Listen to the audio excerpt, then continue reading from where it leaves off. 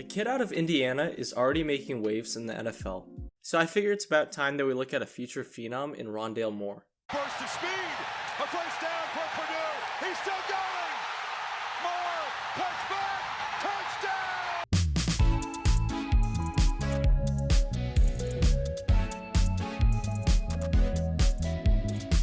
Out of New Albany, Indiana, Rondale Deshaun Moore arrived 5 weeks premature, and like his quote-unquote Uncle Gino would say, premature babies are the strongest, because they come out with a fight. Good old Gino was, and still is a big part of Rondale's life, and although technically a 20-year older cousin, he is much more of a bigger brother or uncle, and so he was given the nickname Uncle Gino. In fact, Gino even chose Rondale's middle name Deshaun, and has always been a major presence in his life. As a former standout high school player himself, Gino introduced Rondale to sports like flag football, basketball, track, and even proposed gymnastics after seeing Rondale do flips and flips. Anyways, basketball won initially, with Rondale even playing with future first-round pick Romeo Langford until his senior year. After the two won a state title, Rondale decided to take a reality check, and realized that it would be nearly impossible to do anything in the pros at 5'7". Instead, he began training to get his football skills to another level with a fellow named Vaughn. Initially, Rondale was just pure talent, and crazy enough, he didn't even know what a hitch or a slant route was. Although a bit wild to think about, whenever he played football, he was just given the ball on jet sweeps and would burn defenders, so he didn't have to worry about knowing the route tree. Not only did the two work on technique, but also toughness, and Vaughn would have Rondale carry tires till his hands were bloody, along with having him wear ripped shirts. In fact, he would even grab Rondale and have him try to get his hands off him, forcing Rondale to develop a thick skin. After developing his skills, Rondale moved schools to a 25-time champion Trinity High School in Kentucky. Because of the transfer rules, Rondale had to sit out most of the junior year, but smartly, he was able to take the time to learn anything he could from his coach Coverdale. From going to early quarterback meetings to watching practices from the press box, Rondale proved that he was all in.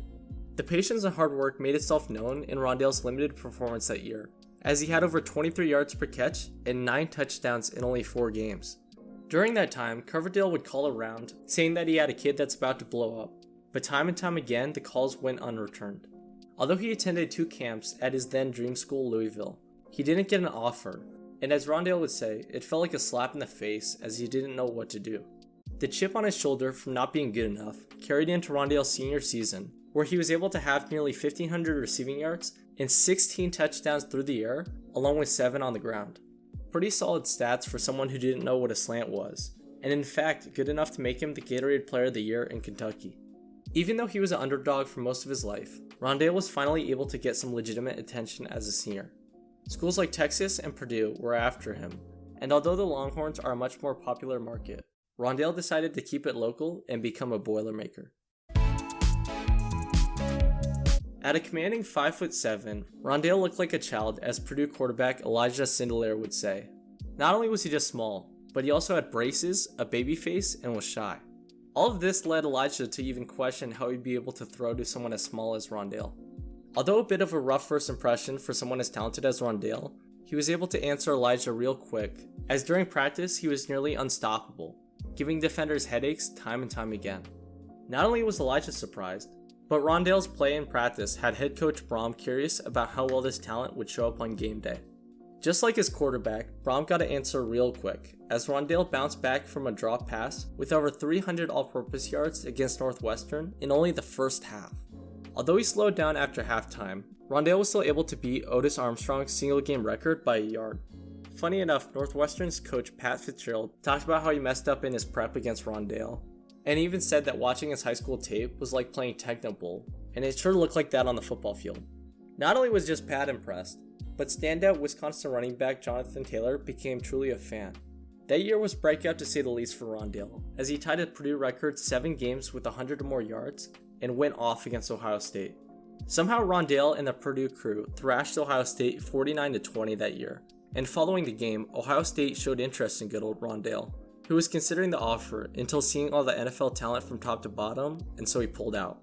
Funny enough, when announcing his college decision, Rondale grabbed an Ohio State hat before throwing it aside for a Purdue cap. Nonetheless, growing up as an underdog instilled an underdog mentality within Rondale that kept him with the Boilermakers and had him working day in and day out. As someone with a way bigger vision, Rondale was focused on the next game, and that mentality got him over 1,200 receiving and 2,000 all-purpose yards as only a freshman. Although only a first-year player, Rondale earned award after award, from the Paul Hornung to Richter Howard Receiver of the Year, and upon that was a consensus All-American. Following his one-of-a-kind freshman performance, Rondale was going into his second year with high expectations. Starting off with over 340 yards and 2 touchdowns in his first 2 games was seemingly a sign of something big, until a hamstring strain against Minnesota ended his season in only 4 games. Although a massive bummer for someone as talented as Rondale, he worked over the offseason to get back as soon as possible, until another hamstring forced him out of the first 3 games of an already shortened 2020 year. Although he only played in 3 games that year, Rondale was still able to put up nearly 300 yards and at least show that he still had it. Nonetheless, Rondale was still a top 10 wide receiver prospect going into the draft. And after showing that he had the sauce on the football field, a 4.32 40 impressed scouts from all over and jumped his draft stock up to the 2nd round. By the way, if you want, subscribe and like for more stuff like this. But anyways, back to the video.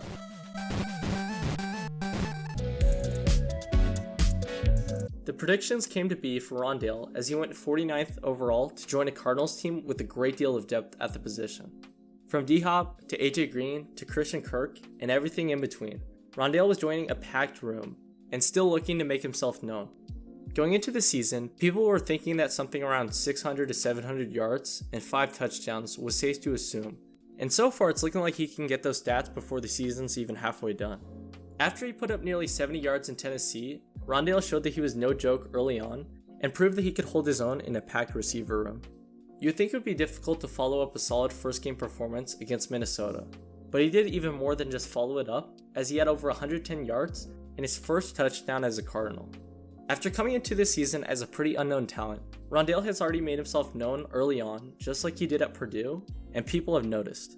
Leading an NFL team in not only catches, but receiving yards through 2 games is one thing, but doing the same thing on a team with a future Hall of Famer is another.